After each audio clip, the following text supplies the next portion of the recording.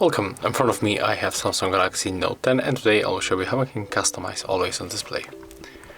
Go for the settings, click on the display, scroll down and find Always on Display at the bottom. At the first we can change when we want to display our Always on Display, so we can get it after, for the 10 seconds after tap, we can show it always or show as a schedule. So here we can pick start and the end time, then click done to save. And we can also set the clock style, we can change color of the captions, we can change theme,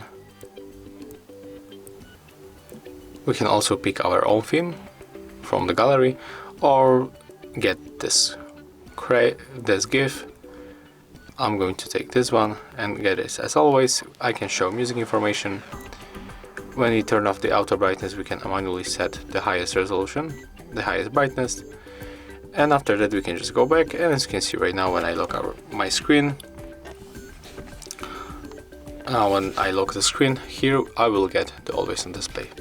So if you find this video helpful, remember to leave a like, comment and subscribe to our channel.